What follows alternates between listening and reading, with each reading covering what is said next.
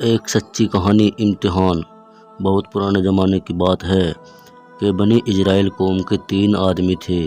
ایک کوڑی تھا، دوسرا گنجا اور تیسرا اندھا۔ وہ تینوں بہت غریب اور کنگال تھے۔ اللہ تعالیٰ نے ان تینوں کا امتحان لینا چاہا اور پھر ایک فرشتہ بھیجا۔ فرشتوں کا کوڑی کے پاس جانا۔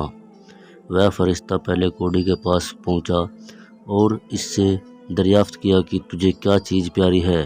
کوڑی نے جواب دیا، میرا جسم خوبصورت بن جائے اور میرا کوڑپن بھی دور ہو جائے، کیونکہ اس کے سبب سب مجھ سے گھین کرتے ہیں۔ فرشتے نے اپنا پرانی ہاتھ کوڑی کے بدن پر پھیرا، جس سے اس کا کوڑپن جاتا رہا اور بدن کی کھال نرم اور چکنی ہو گئی۔ پھر فرشتے نے پوچھا کہ تمہیں کون سا مال پسند ہے؟ اس شخص نے کہا، اونٹ۔ فرشتے نے 10 مہینے کی اونٹ عملہ اس کو سپرد کیا اور برکت کی دعا دی اور وہاں سے روانہ ہوا۔ فرشتے کا گنجے کے پاس آنا۔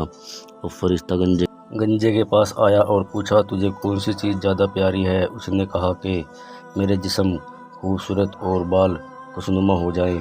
فرشتے نے گنجے پر بھی اپنا ہاتھ پھیرا اور وہ خوبصورت ہو گیا اور اس کے بال واپس آ گئے۔ پھر فرشتے نے پسندیدہ مال پوچھا تو اس شخص نے گائے کو کہا۔ اس کو حمیلہ گائے دے دی اور برکت کی دعا کی۔ اسی طرح فرشتے نے تیسرے کے پاس بھی یہی سوال کیا۔ تیسرا شخص اندھے نے کہا، اللہ مجھے دوبارہ آنکھ عطا کر دے تاکہ میں لوگوں کو دیکھوں۔ اسی طرح فرشتے کے ہاتھ پھیرتے ہی اس اندھے کی آنکھیں واپس آ گئی۔ فرشتے نے اس سے بھی پسندیدہ مال کے بارے میں پوچھا تو اس شخص نے بکری کی خواہش کی، اس کو بھی حملہ بکری دی۔ کچھ ہی دنوں میں فرشتے کی دی ہوئی اونٹنی، گائے، بکری سے بچے پیدا ہوئے اور دیکھتے ہی دیکھتے ان کے مال میں اتنی برکت ہوئی کہ سارا جنگل جانوروں سے بھر گیا اور تینوں بہت مالدار ہو گئے۔ فرشتوں کا پہلے شخص کے پاس کوڑی کی شکل میں جانا۔ کچھ عرصے بعد وہی فرشتہ پہلے والے شخص کے پاس کوڑی کی شکل میں آیا اور کہا، میں ایک غریب آدمی ہوں، میرے پاس نہ تو کوئی سواری ہے اور نہ ہی کوئی جانور اور نہ ہی کھانے کا سامان۔ اللہ نے جو تمہیں مال دیا ہے اسی اللہ کے لیے میں تم سے ایک اونٹ مانگتا ہوں تاکہ میں آسانی سے اپنی منزل تک پہنچ جاؤں۔ اس شخص نے جواب میں کہا، میرے ذمے دوسرے خرچے بہت ہیں، میں تمہیں کچھ نہیں دے پاؤں گا۔ فرشتہ بولا، میں تجھے پہچانتا ہوں، کیا تو وہی کوڑی ہے نا جس سے لوگ گھین کرتے تھے؟ اور کیا تو پہلے مشفل نہ تھا کہ اللہ نے تجھے مالدار کر دیا؟ اس نے کہا، میں مفلس کب تھا، میں تو خاندانی امیر ہوں۔ فرشتہ بولا، اگر تو جھوٹا ہے تو پہلے جیسا ہو جائے۔ چنانچہ وہ پہلے جیسا کوڑی اور کنگال بن گیا۔ فرشتوں کا دوسرے کے پاس گنجے کی شکل میں جانا۔ ویسے ہی فرشتے نے دوسرے شخص کے پاس گنجا بن کر گئے اور وہی سوال کیے جو پہلے شخص سے کیے تھے اور گائے کی خواہش ظاہر کی۔ دوسرے نے کوئی بھی عذر بتا کر منع کر دیا اور تکبر کا اظہار کیا۔ فرشتے نے اسے بھی اللہ کے حکم سے پہلے جیسا کر دیا۔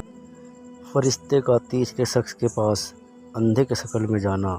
اب وہ فرشتہ تیسرے کے پاس پہنچا اور کہا، میں مصیبت کا مارا ہوں، ایک پردیسی آدمی ہوں، میرے پاس کوئی سواری نہیں ہے اور کھانے کا بھی کوئی سامان نہیں ہے۔